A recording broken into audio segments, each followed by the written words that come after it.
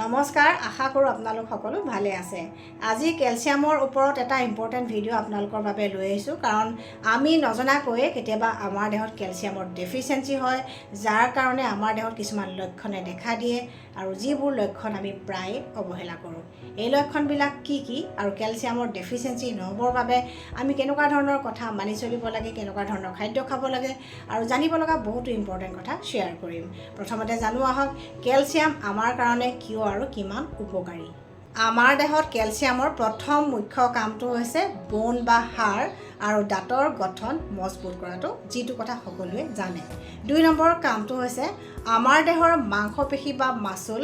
আৰু নাৰ্ভ বা স্নায়ুবিলাক সবল আৰু শক্তিশালী কৰাটো। 3 নম্বৰ কামটো হৈছে আমাৰ স্কিন আৰু চুলিখিনি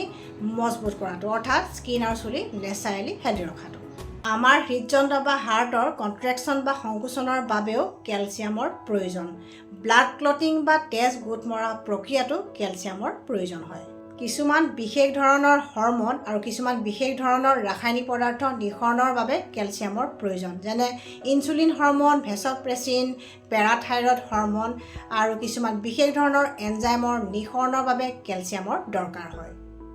আমাৰ তেজত কেলছিয়ামৰ পৰিমাণ কিমান থাকিব সেইটো নিৰ্ভৰ কৰে 3টা বিশেষ ধৰণৰ হৰমনৰ ওপৰত। প্ৰথম হৰমনটো হৈছে এটা বিশেষ ধৰণৰ ভিটামিন, যাক কোৱা হয় ভিটামিন ডি। ভিটামিন ডিয়ে আমি খোৱা খাদ্যত থকা কেলছিয়ামৰ শোষণত সহায় কৰে। গতিকে কেনেবাকৈ যদি আমাৰ দেহত ভিটামিন ডিৰ ডেফিচিয়েঞ্চি হয়, তেতিয়া আমি খোৱা খাদ্যত থকা কেলছিয়ামৰ শোষণ ভালদৰে দেহে কৰিব নোৱাৰা হয়, যাৰ কাৰণে কেতিয়াবা কেলছিয়ামৰো ডেফিচিয়েঞ্চি হয়।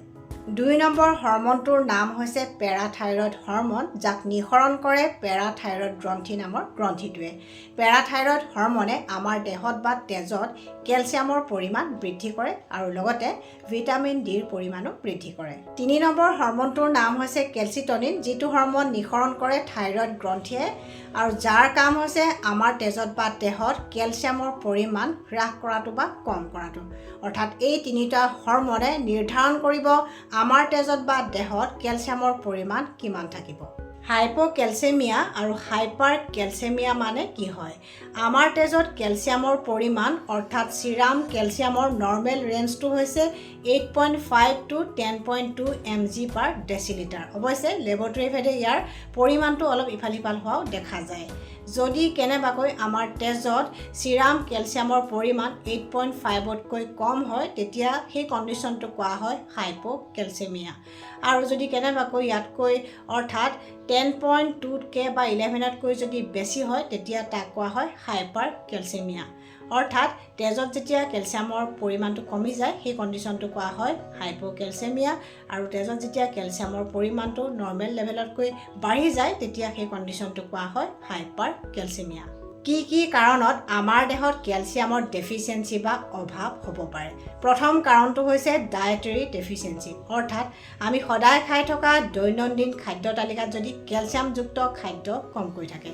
দীৰ্ঘদিন ধৰি অৰ্থাৎ বহুদিন ধৰি যদি আমি কেলছিয়ামযুক্ত খাদ্য নাখাওঁ, তেতিয়া আমাৰ দেহত কেলছিয়ামৰ ডেফিচিয়েঞ্চি বা অভাৱ হ'ব পাৰে। বিশেষকৈ চাইল্ডহুড অৰ্থাৎ শৈশৱকালত শিশুসকলে যদি কেলছিয়ামযুক্ত খাদ্য ভালকৈ নাখায়, তেতিয়া তেওঁলোকৰ দেহত কেলছিয়ামৰ ডেফিচিয়েঞ্চি সহজতে হয়। 2 নম্বৰ কাৰণটো হৈছে মেল এবজৰ্পশ্যন, অৰ্থাৎ পৰ্যাপ্ত পৰিমাণে কেলছিয়ামযুক্ত খাদ্য খোৱাৰ পিছতো যদি আমাৰ দেহে সেই কেলছিয়ামখিনি ভালদৰে শোষণ কৰিব নোৱাৰে।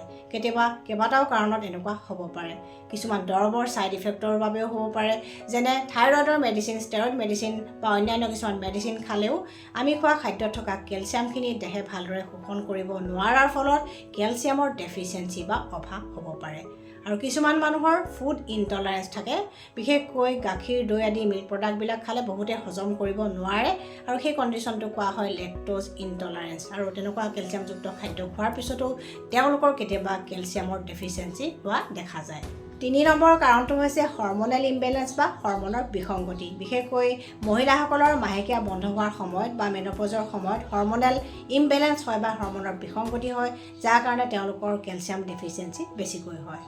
আৰু পেৰাথাইৰয়ড হৰমন, থাইৰয়ড হৰমনৰ যদি কেনেবাকৈ ইমবেলেঞ্চ হয় বা বিসংগতি হয়, তেতিয়াও আমাৰ দেহত কেলছিয়ামৰ ডেফিচিয়েঞ্চি হোৱাৰ সম্ভাৱনা থাকে। 4 নম্বৰ কাৰণটো হৈছে কিছুমান বিশেষ বেমাৰ আৰু জেনেটিক ফেক্টৰ বিশেষকৈ CKD অৰ্থাৎ কিডনি বিকল হোৱা ৰোগীৰ ক্ষেত্ৰত কেলছিয়াম ডেফিচিয়েঞ্চি হোৱা দেখা যায় আৰু কিছুমান জেনেটিক ফেক্টৰ বা জেনেটিক কাৰণতো আমাৰ কেতিয়াবা কেলছিয়াম ডেফিচিয়েঞ্চি হ'ব পাৰে কেলছিয়ামৰ ডেফিচিয়েঞ্চি হ'লে কি লক্ষণে দেখা দিয়ে প্ৰাৰম্ভিক অৱস্থাত কোনো লক্ষণে দেখা নিদিব পাৰে বা দেখিলেও আমি হয়তো অৱহেলা কৰিব পাৰোঁ যেনে কেতিয়াবা মাসল ক্ৰেম্পছ হ'ব পাৰে অৰ্থাৎ মাংসপেশীৰ বিষ হ'ব পাৰে বিশেষকৈ ভৰিৰ মাংসপেশীবিলাক বেছিকৈ বিষায় থাই মাসল কাফ মাসল এইবিলাক বেছিকৈ বিষায় আৰু কেতিয়াবা শিৰামৰিয়ে ধৰে ভৰি হাত জিনজিনোৱা যেন লাগে বা অনুভৱ হয় আৰু কেতিয়াবা পিঠিৰ বিষ কঁকালৰ বিষ আদি জইণ্ট পেইন বা গাঁঠিৰ বিষো হ'ব পাৰে কেলছিয়াম ডেফিচিয়েঞ্চি হ'লে আমাৰ হাড়বিলাক ঠুনুকা হয় আৰু জইণ্ট বা সন্ধিবিলাকো দুৰ্বল হয় সেইকাৰণে ফ্ৰেকচাৰ হোৱাৰ সম্ভাৱনাও বাঢ়ি যায় যদি কেলছিয়াম ডেফিচিয়েঞ্চি হয় আৰু মহিলাসকলৰ কেলছিয়াম ডেফিচিয়েঞ্চি হ'লে প্ৰায়ে অস্টিঅপৰচিছ নামৰ বেমাৰটো হোৱা দেখা যায় কেলছিয়ামৰ ডেফিচিয়েঞ্চি হ'লে তাৰ প্ৰভাৱ আমাৰ স্কিন আৰু চুলিৰ ক্ষেত্ৰতো দেখা যায় স্কিনখন শুকান হৈ পৰে আৰু কিছুমানৰ খজুৱতি হ'ব পাৰে কিছুমানৰ একজিমা চৰিয়েচিছ আদি বেমাৰবিলাকো হ'ব পাৰে আৰু চুলিৰ ক্ষেত্ৰতো দেখা যায় চুলিখিনি শুকান হৈ পৰে আৰু কিছুমানৰ হেয়াৰ ফল বা চুলি সৰা সমস্যাও হ'ব পাৰে যাৰ দেহত কেলছিয়ামৰ ডেফিচিয়েঞ্চি হয় তেওঁলোকে খুব ভাগৰুৱা অনুভৱ কৰে কাম বন কৰিবলৈ মন নোযোৱা হয় বা কামত ভালদৰে কনচেনট্ৰেট কৰিব নোৱাৰা হয় আৰু ৰাতিও কেতিয়াবা তেওঁলোকৰ টোপনি কম হ'ব পাৰে আৰু কেতিয়াবা মাথা ঘূৰাব পাৰে আৰু কেতিয়াবা তেওঁলোকে কথাও পাহৰিব পাৰে কেলছিয়ামৰ ডেফিচিয়েঞ্চি হ'লে যিসকল যুৱতীৰ PMSৰ সমস্যা আছে তেওঁলোকৰ PMSৰ সমস্যাবিলাক অলপ বঢ়া দেখা যায় অৰ্থাৎ মাহেকীয়া হোৱাৰ আগে আগে যিসকল যুৱতীৰ মুড ছুইং হয় বা মন বেয়া লাগে মাহেকীয়া হোৱাৰ সময়ত তলপেটৰ বিষ হয় বমি বমি ভাৱ হয় এনেকুৱা যাৰ লক্ষণবিলাক দেখা দিয়ে কেলছিয়ামৰ ডেফিচিয়েঞ্চি হ'লে সেই লক্ষণবিলাক দীঘলীয়া হয় আৰু অলপমান বেছিকৈ হোৱা দেখা যায় কি খাদ্য খালে আমাৰ দেহত সহজতে কেলছিয়ামৰ ডেফিচিয়েঞ্চি বা অভাৱ নহয় প্ৰথম খাদ্যবিধ হৈছে মিল্ক প্ৰডাক্ট অৰ্থাৎ গাখীৰ দৈ পনীৰ আদি দুগ্ধজাত খাদ্যবোৰত প্ৰচুৰ পৰিমাণে কেলছিয়াম থাকে কিন্তু যিসকল ব্যক্তিৰ লেক্টোজ ইনটলাৰেঞ্চ থাকে অৰ্থাৎ যিসকলে এনেকুৱা মিল্ক প্ৰডাক্ট বা দুগ্ধজাত খাদ্যবোৰ খাব নোৱাৰে বা খালে হজম নহয় তেওঁলোকে এই খাদ্যবোৰ খোৱাৰ পিছতো কেলছিয়ামৰ ডেফিচিয়েঞ্চি হ'ব পাৰে কেলছিয়ামযুক্ত 2 নম্বৰ খাদ্যবিধ হৈছে মাছ মাংস কণী আদি আমিষ খাদ্য আৰু 3 নম্বৰ খাদ্যবিধ হৈছে গ্ৰীণ ভেজিটেবলছ অৰ্থাৎ সেউজীয়া শাক পাচলি কেলছিয়ামযুক্ত 4 নম্বৰ খাদ্যবিধ হৈছে কেইবিধমান দাইল মগু দাইল মাটি দাইল ৰাজমাহ ৰহৰ দাইল আৰু বুটত প্ৰচুৰ পৰিমাণে কেলছিয়াম থাকে 5 নম্বৰ খাদ্যবিধ হৈছে সয়াবিন বা সয়া প্ৰডাক্ট 6 নম্বৰ খাদ্যবিধ হৈছে কিছুমান বিশেষ গুটি আৰু শুকান ফল কলা তিল বগা তিল ফ্লেক্সিড বা টিচি গুটি চিয়া সিড বা টুকমা সানফ্লাৱাৰ সিডত প্ৰচুৰ পৰিমাণে কেলছিয়াম থাকে আৰু কাঠবাদামতো প্ৰচুৰ পৰিমাণে কেলছিয়াম থাকে ভেন্দি ব্ৰকলি পালেং শাক সজিনা পাত সৰিয়হ শাক মেথি শাক আৰু জিলমিল শাকত প্ৰচুৰ পৰিমাণে কেলছিয়াম থাকে গতিকে কেলছিয়ামৰ ডেফিচিয়েঞ্চি নহ'বলৈ বতৰৰ বা ছিজনৰ এই শাক পাচলিবিলাক খাব লাগে কেলছিয়ামৰ ডেফিচিয়েঞ্চি যদি হোৱাটো নিবিচাৰে তেন্তে কেইটামান কথা মানি চলিব লাগিব 1 নম্বৰ কথাটো হৈছে যে ভিটামিন ডি ডেফিচিয়েঞ্চি পৰাপক্ষত হ'ব দিব নালাগিব তাৰ কাৰণে ভিটামিন ডি যুক্ত খাদ্য খোৱাৰ উপৰিও ডেইলি আধা ঘণ্টা 45 মিনিটমান ৰ'দৰ পোহৰত থাকিব লাগিব যাতে আমাৰ দেহে নেচাৰেল ভিটামিন ডি লাভ কৰে 2 নম্বৰ মানি চলিব লগা কথাটো হৈছে যে ডেইলি আধা ঘণ্টা 1 ঘণ্টামান এক্সাৰচাইজ কৰিবই লাগিব কাৰণ এক্সাৰচাইজ নকৰিলে